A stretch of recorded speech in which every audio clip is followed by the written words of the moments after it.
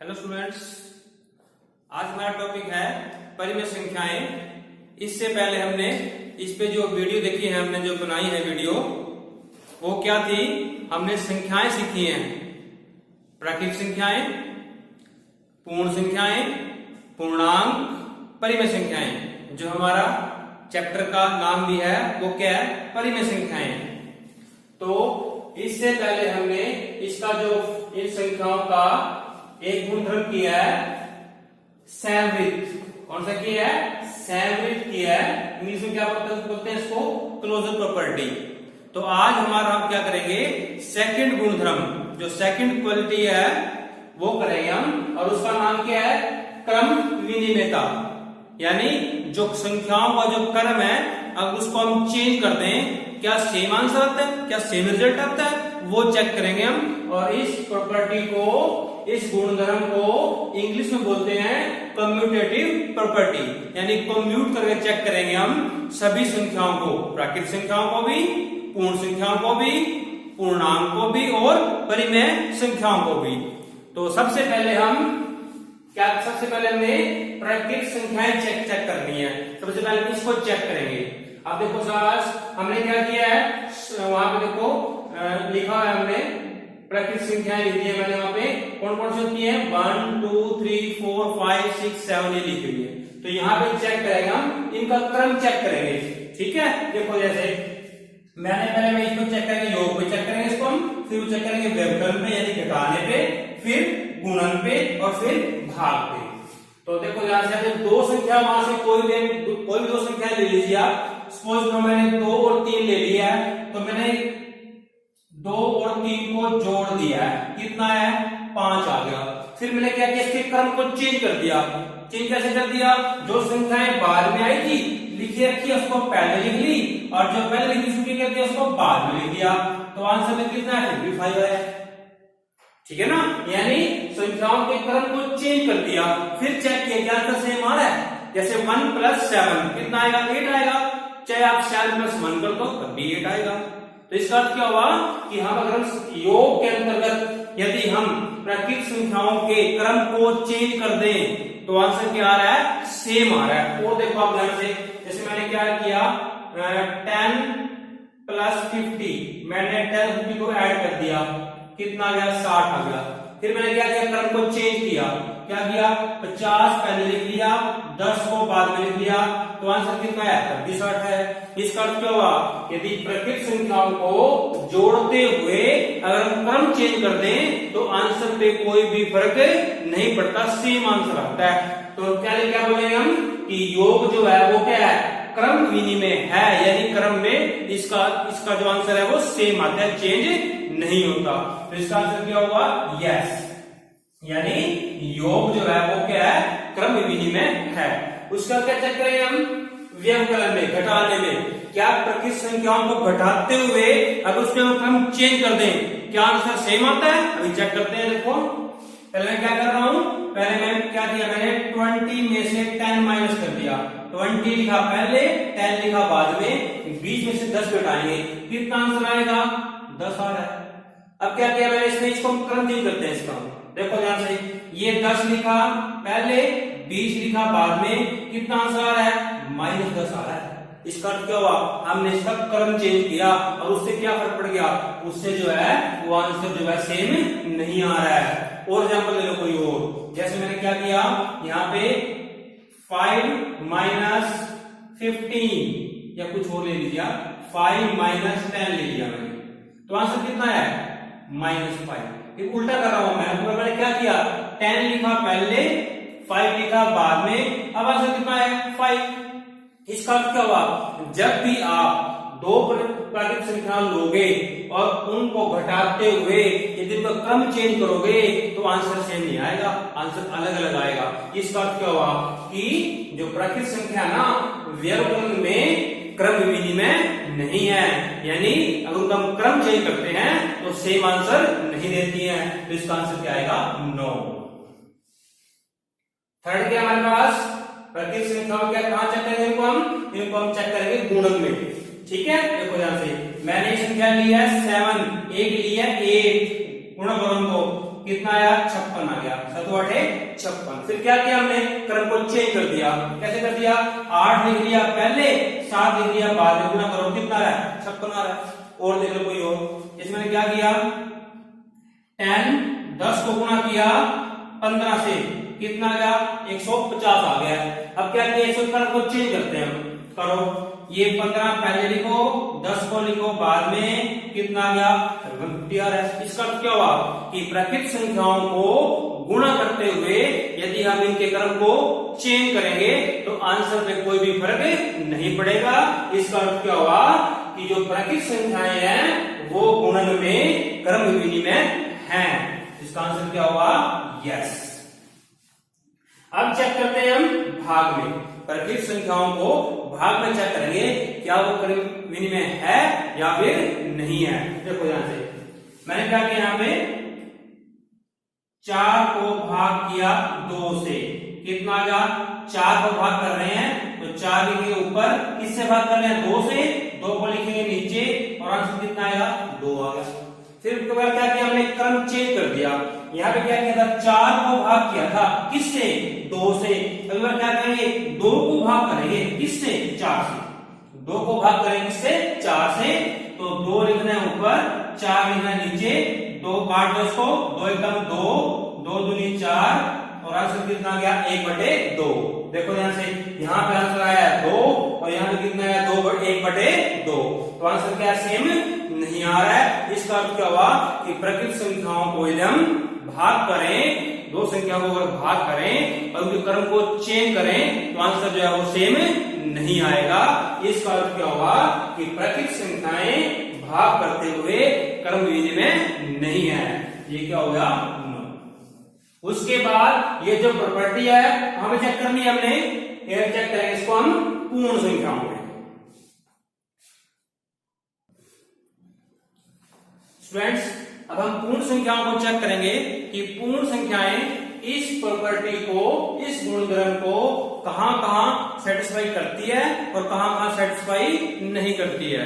कहां कहां चेक करते हैं इसको, हम इसको चेक करते हैं हम योग में, व्यवकलन यानी घटाने में और गुणा करने में और भाग करने में। अब हमारे पास जो प्राकृतिक संख्याएं हैं, पूर्ण संख्याएं वही होती हैं, बस साथ में क्या होता है, 0। लेकिन 0 नंबर अलग से आता है क्योंकि जो प्राकृतिक संख्या है वो स्टार्ट होती है 1 से, 1 2 3 4 5 और पूर्ण संख्याएं कहां स्टार्ट होती हैं, 0 से। तो अगर प्राकृतिक संख्याओं में 0 मिला दें तो क्या बन जाती है, पूर्ण संख्याएं। अब देखो ध्यान से, तो पूर्ण संख्याओं को चेक करेंगे हम, पहले चेक करेंगे योग में।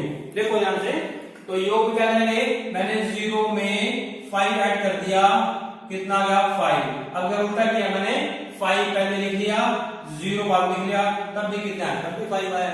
यानी अगर पूर्ण संख्याओं में जोड़ते हुए यदि क्रम संख्याओं के क्रम को चेंज कर दें तो आंसर पे कोई भी फर्क नहीं पड़ेगा। कुछ और देख लो, जैसे 1 + 7 और 7 + 1, तो यहाँ भी यहाँ भी 8 आ रहा है, यहाँ भी यहाँ भी 8 आ रहा है, तो कोई फर्क नहीं पड़ेगा बिल्कुल। तो इसका अर्थ क्या हुआ कि पूर्ण संख्याएं योग में क्या है, क्रम विनिमय है।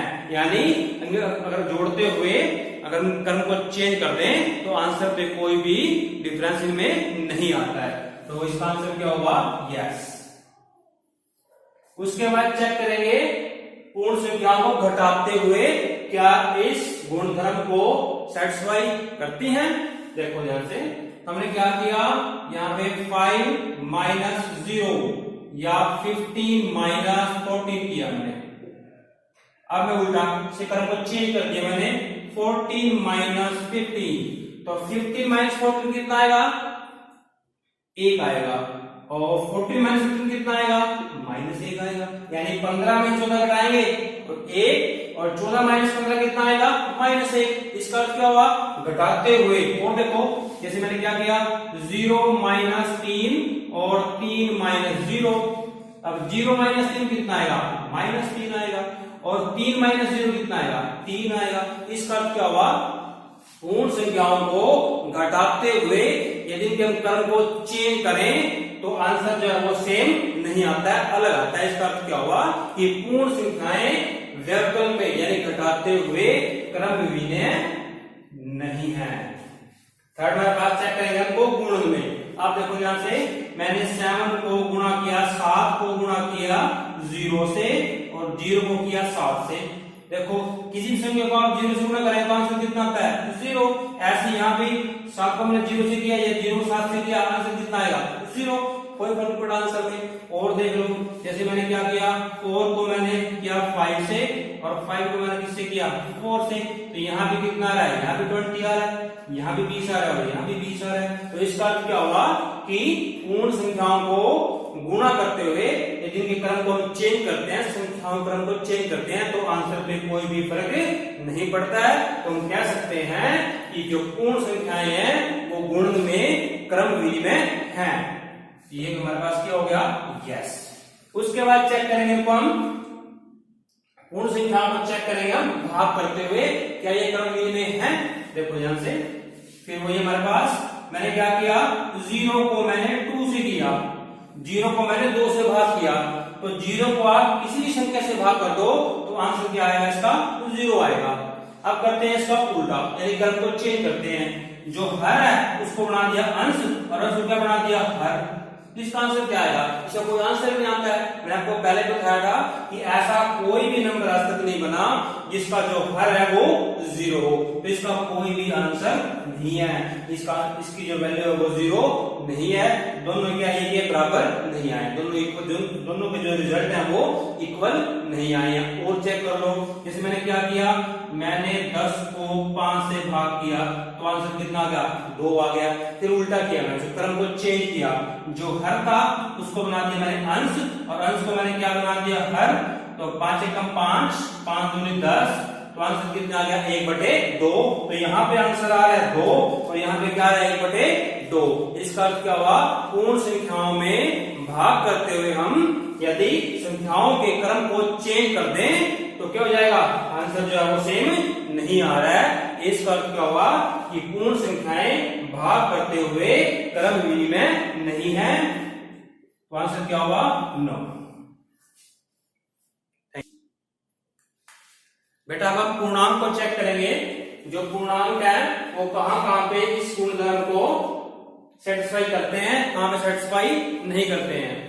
तो पूर्णांक को पढ़ सकते हैं, आपको बताता हूं एक बार कि जो पूर्णांक पढ़ सकते हैं, all negative number, all positive number with 0, यानी सारी धनात्मक संख्याएं, सारी ऋणात्मक संख्याएं और प्लस 0, इन सब को मिला के क्या बनता है, पूर्णांक बनता है, इंटीजर्स बनते हैं। तो देखो ध्यान से, पहले हम चेक करेंगे योग में। अब देखो शाबाश, हमने क्या किया, मैंने योग किया, मैंने -3 में क्या जोड़ दिया, 4 जोड़ दिया, कितना आएगा -3 जमा 4 कितना आ गया 1 आ गया, और ये नंबर ग्रेटर है तो आंसर ये क्या आएगा +1 आएगा। उसके बाद क्या किया, फिर 4 में -3 जोड़ा है, ठीक है। इसको आप ऐसे लिख सकते हो 4 और प्लस इंटू माइनस, -4 -3, यानी दो हमारे पास साइन इकट्ठे आ गए, इनको आपस में मल्टीप्लाई कर दो, प्लस इंटू माइनस क्या होता है, माइनस होता है, तो 4 - 3 कितना आ गया 1 आ गया है, ठीक है। देखो यहां से आंसर क्या आ रहा है 1 और यहां से कितना आ रहा है 1 आ रहा है।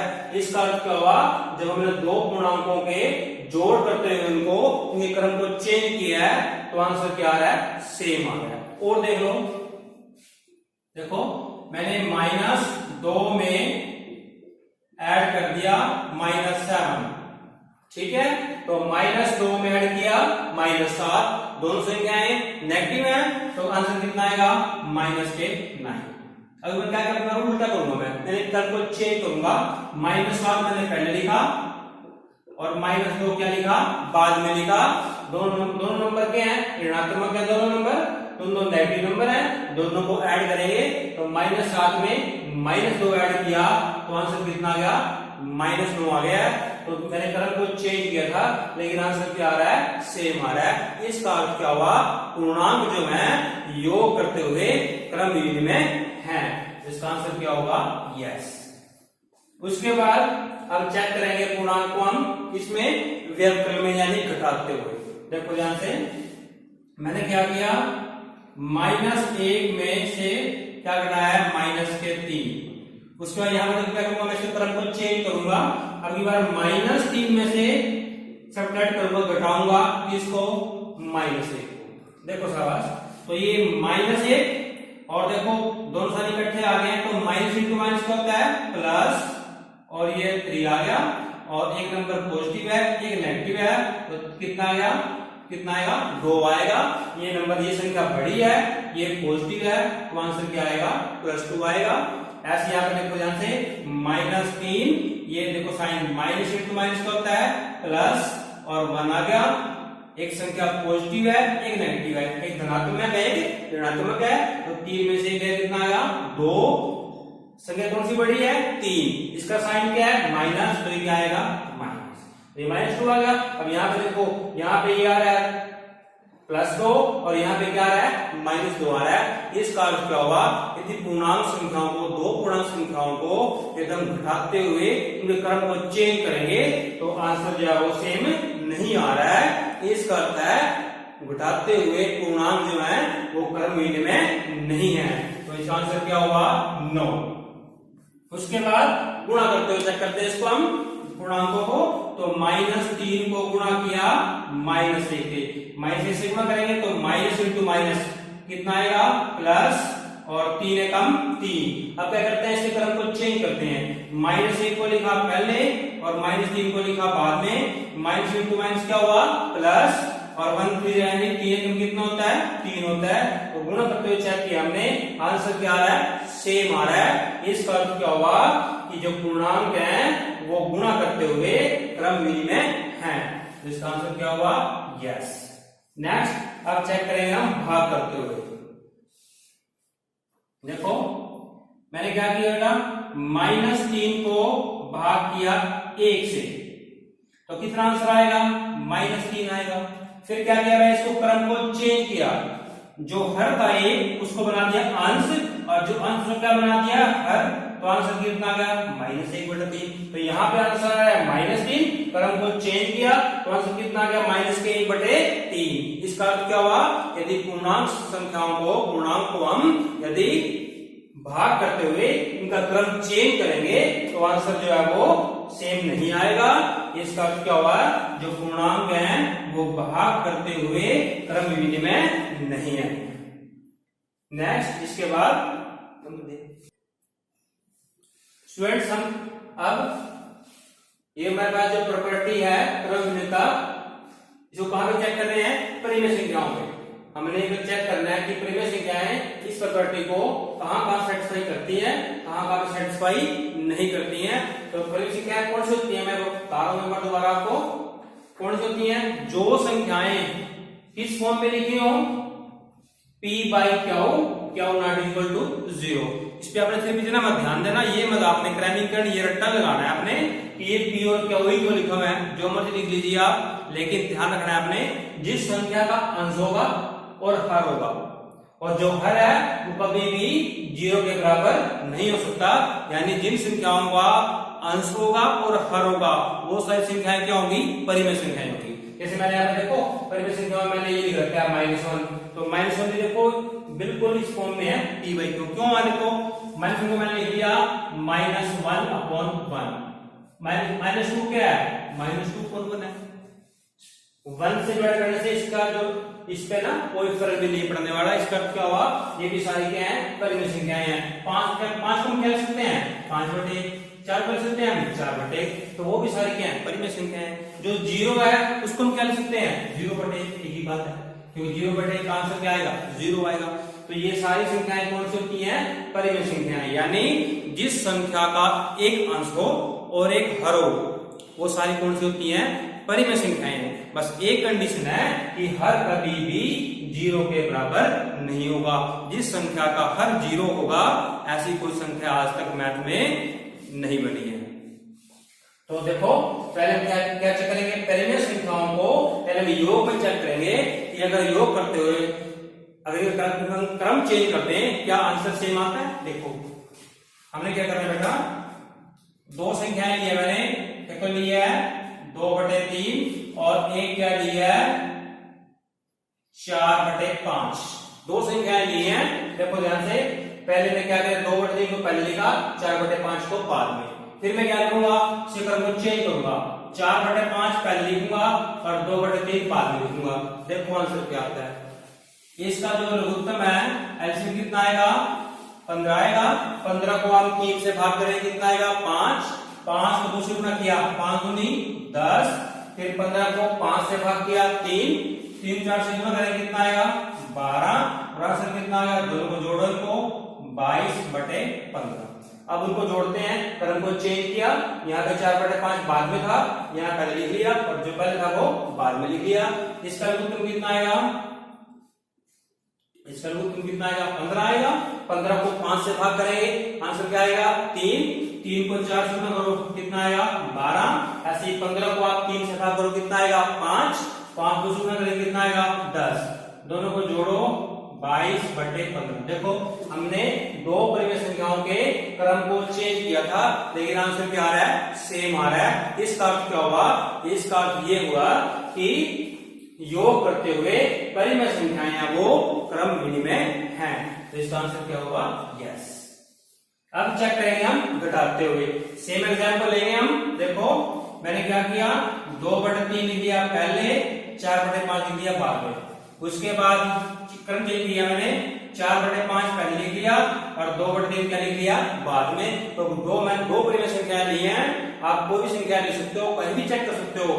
तो मैंने दो परिमेय संख्याएं ली हैं, उनके क्रम को चेंज किया है, चेक करते हैं आंसर सेम आएगा या डिफरेंट आएगा। तो यहाँ पे इसका लघुत्तम क्या रहेगा, 15 रहेगा। वही 15 को 3 से भाग किया 5 और 5 को 2 से गुणा किया 10। 15 को 5 से भाग किया 3, 3 को 4 से गुणा किया 12। तो कितना आएगा ये 10 - 12 कितना आएगा -2, क्योंकि संख्या बड़ी है, इसका साइन नेगेटिव है, तो -2 आएगा। और नीचे कितना आएगा 15। आप देखो ध्यान से, इसका लघुत्तम कितना आएगा 15 आएगा। 15 को 5 से भाग किया 3, 3 4 से गुणा करेंगे, कितना आएगा 12। 15 को 3 से भाग किया 5 और 5 दूनी 10।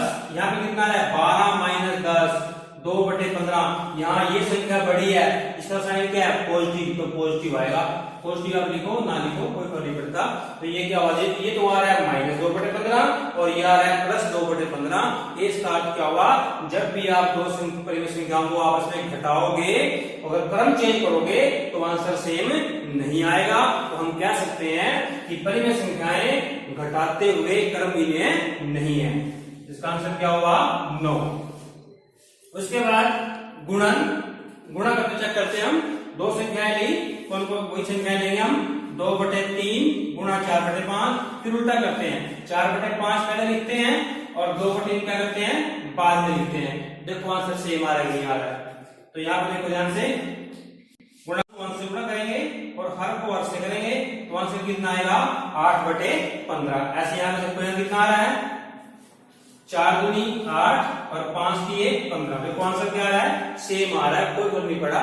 इसका अर्थ हम कह सकते हैं कि परिमेय संख्याएं गुणा करते हुए क्रम विनिमय हैं, यानी गुणा करते हुए जिनके क्रम को चेंज करें तो आंसर में कोई भी फर्क नहीं पड़ता। तो इसका आंसर क्या होगा, यस। नेक्स्ट अब चेक करते हैं इसको हम भाग करते हुए। पहले क्या करेंगे, 2/3 को भाग करेंगे इससे 4/5 से, और फिर यहाँ पे क्या करेंगे 4/5 को भाग करेंगे 2/3 से। अब देखो हमने क्या सीख रखा है पहले क्लास में, हमने 6 में 7 पे सीख रखा है, ये संख्या भाग हो रही है, ये गुणा कब होगी, इसको उल्टा कर देते हैं, हर का बना देते हैं अंश और अंश क्या बना देते हैं हर, यानी भाग करेंगे 4/5 से और गुणा किससे करेंगे 5/4 से। अब देखो ध्यान से, इसका आंसर कितना आ रहा है, देखो ये कैंसिल हो रहा है, 2 एकम 2 और 2 दूनी 4। तो इसका आंसर क्या आएगा, अंश को अंश से गुणा करो, 5 एकम 5 और नीचे 2 3 6। तो इसका आंसर कितना आ गया 5/6। अब यहाँ देखो मैंने क्रम चेंज किया है, पहले हमने 2/3 को भाग किया था 4/5 से, अब क्या करेंगे 4/5 को भाग करेंगे किससे 2/3 से। देखो 4/5 ये भाग है, गुणा कब होगा, इसको उल्टा कर दो, तो जो हर है वो बन जाएगा अंश और अंश क्या बन जाएगा हर। देखो ध्यान से, जो कैंसिल हो रहा है 2 एकम 2 और 2 दूनी 4।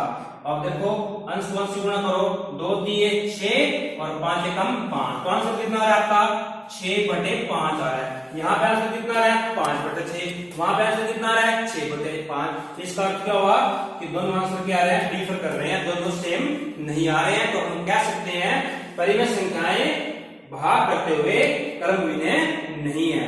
तो इसका आंसर क्या होगा। तो बच्चों आपने क्या करना है, इसको अच्छी तरह से स्टडी करना है, समझना है। अगर समझ में ना आए तो अपने कमेंट में लिखना है, मैं कोशिश करूंगा आपको दोबारा समझाने की, दोबारा वीडियो बनाऊंगा या फिर कमेंट में आपको समझाने की कोशिश करूंगा। ये आपने फिर समझ के फिर कॉपी पे नोट करना है। Thank you.